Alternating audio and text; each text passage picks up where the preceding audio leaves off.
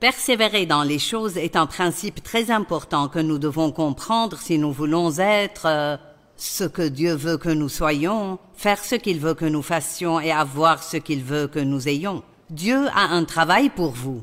Chacun de nous a une mission de Dieu. Et beaucoup d'entre vous ne savent pas quelle est la vôtre, mais vous en avez une. Et pour la plupart d'entre vous, c'est juste de sortir dans le monde et d'être un exemple. Pour la plupart d'entre vous, ce n'est pas d'être missionnaire, d'être ici, ce n'est pas d'être un grand chanteur, c'est juste de sortir dans le monde, de vivre votre vie du lundi au dimanche et d'être un exemple, un modèle que les gens peuvent suivre. Ce dont le monde a besoin, c'est de voir les vrais chrétiens agir comme des chrétiens. Et comme Ginger l'a dit, si vous saviez à quel point vous êtes vraiment merveilleux, je veux dire véritablement merveilleux. J'y pensais l'autre jour. De ses propres mains, Dieu nous a façonnés et formés. La Bible amplifiée dit « Il nous a tissés avec grand soin dans le ventre de notre mère ». Vous n'êtes pas une erreur. Il n'y a rien de mal en vous si vous n'êtes pas comme quelqu'un d'autre. Vous n'êtes pas censé être comme quelqu'un d'autre. Et vous n'êtes pas bizarre, vous êtes unique. Amen.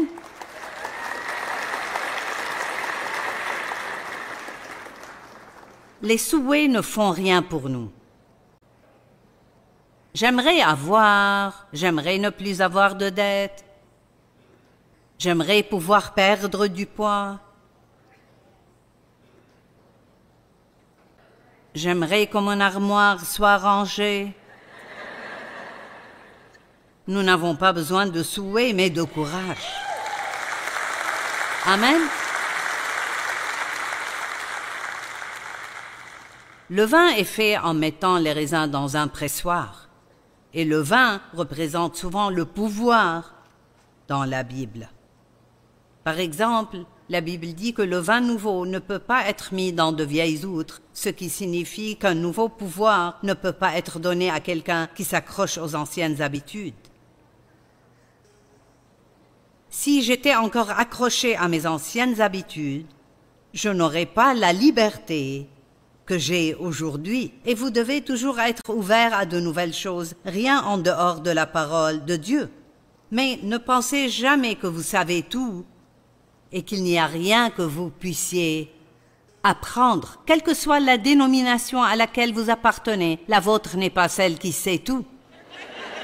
Amen. Nous serons surpris quand nous arriverons au paradis de découvrir qu'aucun de nous ne savait tout. Le passé est comme un aimant qui essaye de vous attirer tout le temps. Et Dieu veut toujours que nous avancions. Si nous étions censés regarder en arrière tout le temps, nous aurions des yeux à l'arrière de la tête.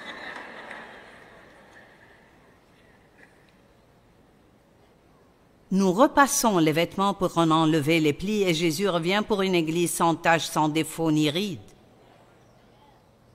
Matthieu 7, 13 et 14, « Entrez par la porte étroite. En effet, large est la porte, spacieux le chemin menant à la perdition, et il y en a beaucoup qui entrent par là.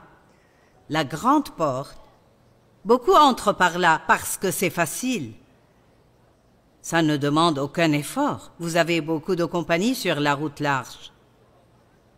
C'est facile de marcher dessus. Vous pouvez faire ce que vous voulez. Emportez avec vous tout votre bagage charnel. Mais étroite est la porte, et regardez ça, pleine de pression est la voie, et resserré et difficile le chemin menant à la vie, et il y en a peu qui les trouvent. Vous savez, même parmi les prédicateurs, nous avons tous quelque chose sur lequel Dieu nous appelle particulièrement à nous concentrer. Et pour moi, c'est la maturité spirituelle. Ça a toujours été de vouloir aider le croyant à mûrir et à être transformé à l'image de Christ afin qu'il puisse vraiment vivre la vie pour laquelle Jésus est mort. Il n'est pas mort pour nous juste pour que nous puissions un jour aller au paradis et vivre dans notre joli petit manoir au paradis. Je l'attends avec impatience, j'attends l'éternité d'être avec Dieu. Plus je vieillis, plus j'attends impatiemment. Mais combien d'entre vous voudraient profiter du voyage? Et combien d'entre vous voudraient être fructueux dans ce voyage? Vous voulez emmener quelques personnes avec vous? Ne soyons pas tout le temps avec les gens en les laissant aller en enfer par dizaines. Soyons un exemple pour les gens et donnons-leur. Soyons donc des personnes salées. La Bible dit que nous sommes sel et lumière et que le sel donne soif. Donc si nous sommes bons et salés, alors d'autres personnes auront soif de ce que nous avons. Amen.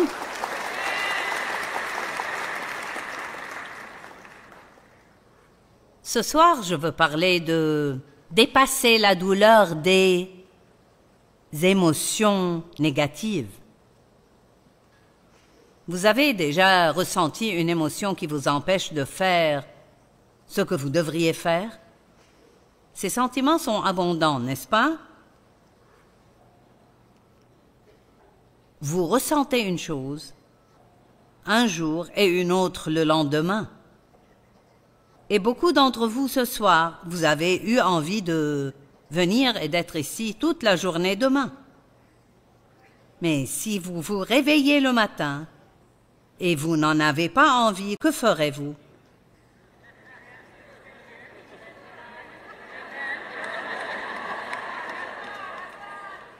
Je la regarderai à la télé lundi matin. Mais vous savez quoi? Vous manquerez quelque chose que Dieu veut que vous ayez. Et nous devons absolument commencer à faire ce que nous savons que nous devrions faire, que nous en ayons envie ou non. Amen. Mais je veux vous suggérer ce soir d'arrêter de prêter autant d'attention à ce que vous ressentez. Arrêtez de vous demander, eh bien, qu'est-ce que je ressens à ce propos? Quelqu'un m'a demandé, que penses-tu de tous les voyages que tu dois faire pour servir dans le ministère?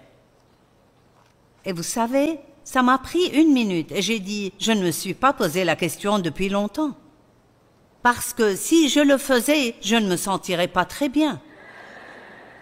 Plus vous prêtez attention à ce que vous ressentez, moins vous marcherez selon la volonté de Dieu pour votre vie. En fait, si je faisais ce que j'avais envie de faire, je pourrais même ne pas venir parfois. Mais je n'ai jamais manqué une de mes réunions.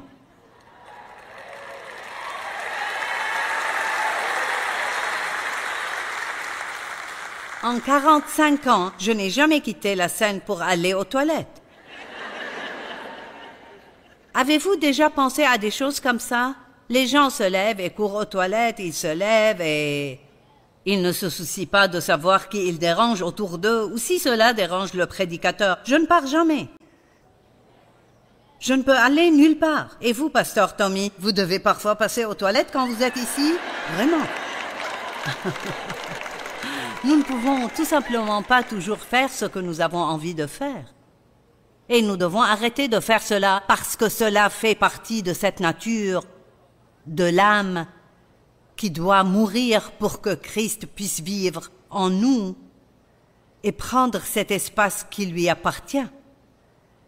Les gens qui ont désespérément besoin de changement continueront à persévérer jusqu'à ce qu'ils obtiennent le résultat qu'ils désirent. Et je peux vous dire que ce n'est pas pour me dévaloriser, mais je ne suis pas particulièrement talentueuse. Je suis vraiment très normale. Mais je vais vous dire un avantage que j'ai, je suis têtue. Amen. Il me rappelait l'autre jour une conférence que nous avons faite au Cambodge. Est-ce là que nous étions, quelqu'un? Oui.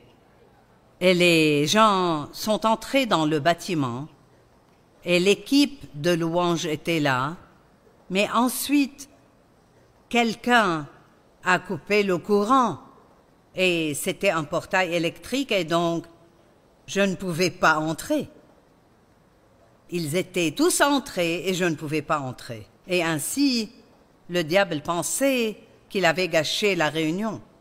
Et j'ai dit, vous n'avez aucun moyen de m'y faire entrer? Mon fils a dit, eh bien, pas à moins que tu ne veuilles sauter sur la poubelle et au-dessus de la clôture. J'ai dit, allons-y.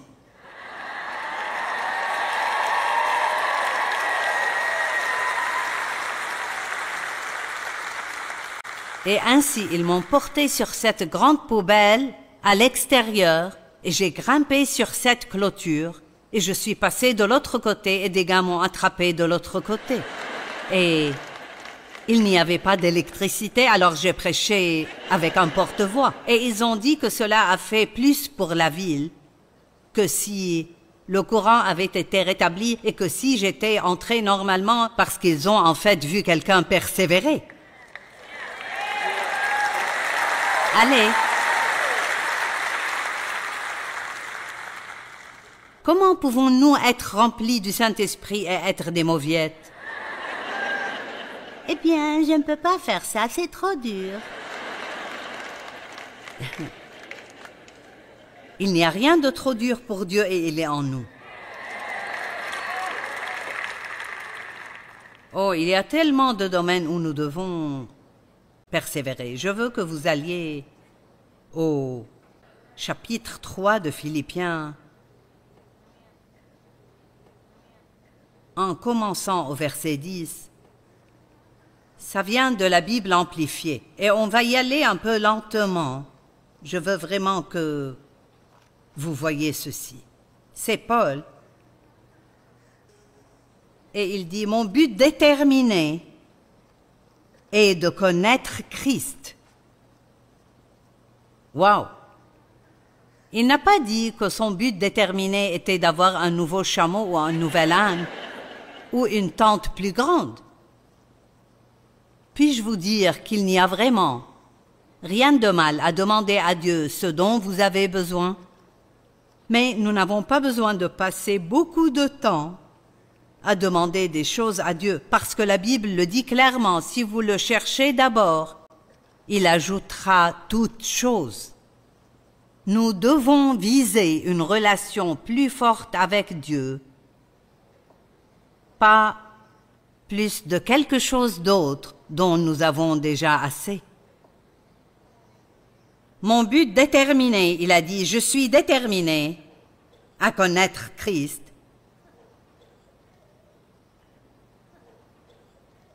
Pour pouvoir progressivement le connaître plus profondément et plus intimement, percevoir, reconnaître et comprendre à quel point il est merveilleux et le comprendre plus fortement et plus clairement et pour ainsi connaître la puissance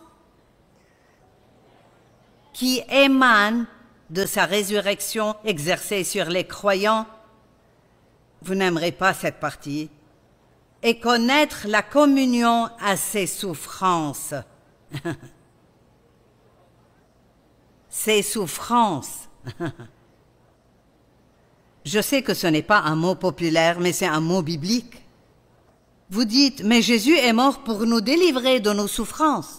Oui, il est mort pour nous délivrer de notre péché. Nous n'avons pas à subir les effets du péché, mais nous devrons souffrir dans la chair. Et je ne parle pas de maladie et de tragédie. Ce n'est pas là ce dont je parle. Je parle de si vous devez mourir à vous-même et vivre pour Christ. Laissez-moi vous dire, pendant que Dieu essayait de m'apprendre à être une épouse soumise, ma chair souffrait vraiment.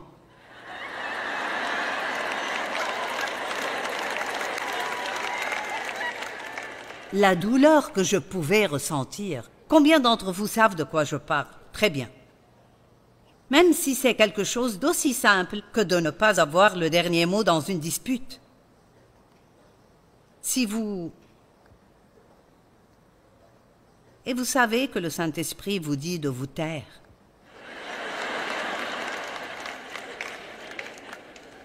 Si vous lui obéissez, votre chair va avoir mal. Et c'est le genre de souffrance dont Paul parle ici. Et il dit, et connaître la communion à ces souffrances en devenant continuellement conforme à lui dans l'esprit, dans sa mort. Il dit, la Bible dit que nous sommes prédestinés à être transformés à l'image de Jésus-Christ. Mais cela ne signifie pas que cela arrivera quoi que vous fassiez. Ça veut dire que c'est la volonté de Dieu. C'est ce qu'il a prévu, et parce qu'il l'a prévu, ça peut arriver si nous faisons notre part. Et donc, si nous reculons devant les parties difficiles, nous n'arriverons jamais à l'arrivée. Pensez-vous honnêtement que je pourrais être ici après 45 ans de travail sans avoir traversé beaucoup de choses qui ont été très difficiles et très dures? Bien sûr que non. Alors ne dites jamais « j'aimerais avoir un ministère comme celui de Joyce ». Voulez-vous faire ce que j'ai fait pour l'obtenir? Ne soyez pas jaloux de ce que les autres ont si vous ne voulez pas faire ce qu'ils ont fait pour l'obtenir. Amen.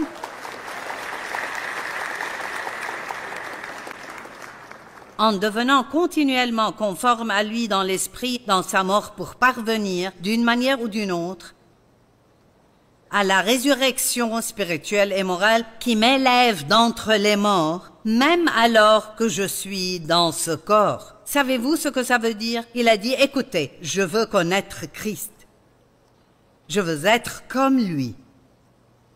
Je veux avoir ce même pouvoir de résurrection pour que, quand j'ai des problèmes, des ennuis et des troubles, il y ait un endroit où je peux être élevé au-dessus de tout cela.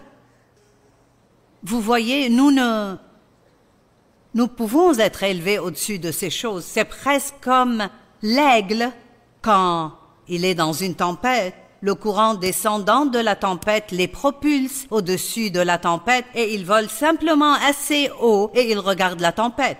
Eh bien, Dieu veut que nous soyons pareils à eux. La Bible dit, mais ceux qui comptent sur l'Éternel renouvellent leur force, ils prennent leur envol comme les aigles. Ils courent sans s'épuiser, ils marchent sans se fatiguer. Nous ne sommes pas censés nous laisser abattre par nos ennuis. Nous sommes censés les confronter et leur dire non, vous n'allez pas me vaincre. Non, vous n'allez pas me vaincre. Je ne vais pas abandonner. Je ne vais pas abandonner. Jésus est mort pour que j'ai une vie que je peux vivre pleinement et je vais la voir. Amen.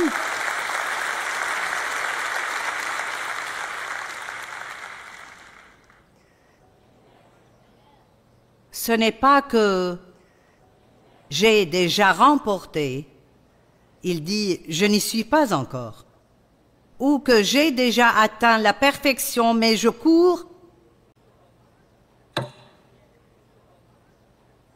pour tâcher de m'en emparer et de me l'approprier, puisque de moi aussi Jésus-Christ, le Messie, s'est emparé pour que je lui appartienne. Pourquoi Jésus est-il mort pour vous? Pourquoi s'est-il emparé de vous? Quelle est sa volonté pour votre vie? Il veut que vous sachiez qui vous êtes en Christ. Il veut que vous alliez au paradis à votre mort, mais il veut que vous ayez une belle vie pendant que vous êtes ici. Et si nous attendons de ne pas avoir de problème pour avoir une bonne journée, nous n'aurons pas beaucoup de bonnes journées. Amen. J'ai beaucoup plus à dire que je n'ai de temps, je le sais. Psaume 94, 12 et 13. Heureux, béni, chanceux et enviable l'homme que tu corriges et disciplines éternelle et que tu enseignes par ta loi, pour lui donner de la tranquillité quand vient le malheur, les jours d'adversité. Donc, en d'autres termes, Dieu va nous discipliner, et cela signifie qu'il nous enseignera par tous les moyens qu'il faudra. Combien d'entre vous souhaitent que vos enfants vous écoutent lorsque vous leur dites quelque chose? Parce que s'ils écoutent quand vous leur dites quelque chose, vous n'auriez pas besoin de passer à un autre niveau.